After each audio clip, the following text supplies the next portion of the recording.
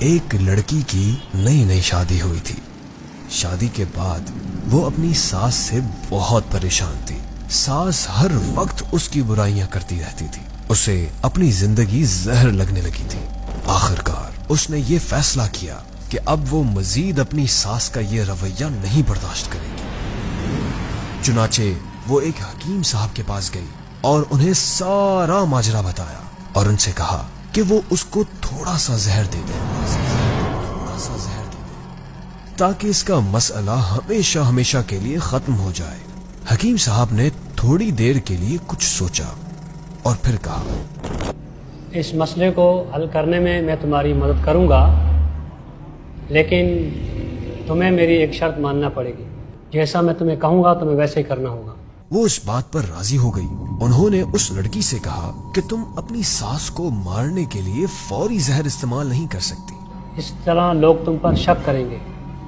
میں تمہیں یہ جڑی بوٹیاں دے رہا ہوں، یہ آہستہ آہستہ اس کے جسم پہ اثر کریں گی۔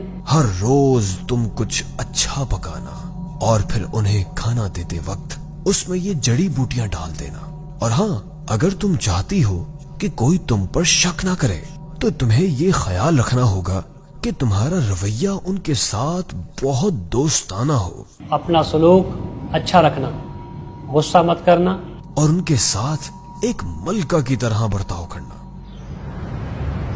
ہفتے گزر گئے اور پھر مہینے۔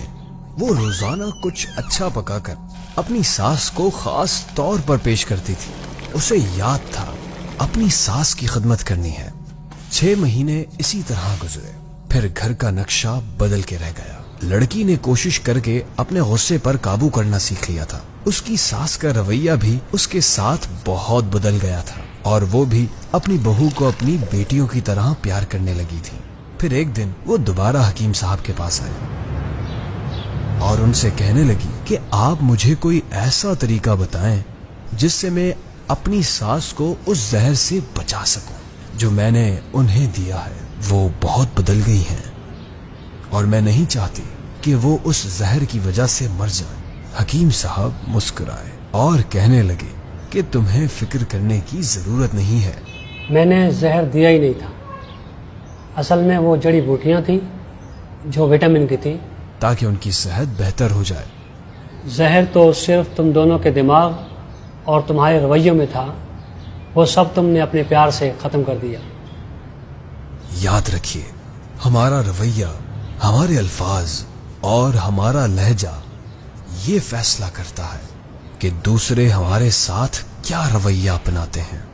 حضرت خلیل بن احمد رحمت اللہ علیہ فرماتے ہیں، اگر برائی کرنے والے کے ساتھ حسن سلوک کیا جائے تو اس کے دل میں ایسی بات پیدا ہو جاتی ہے جو اسے برائی سے روکتی ہے۔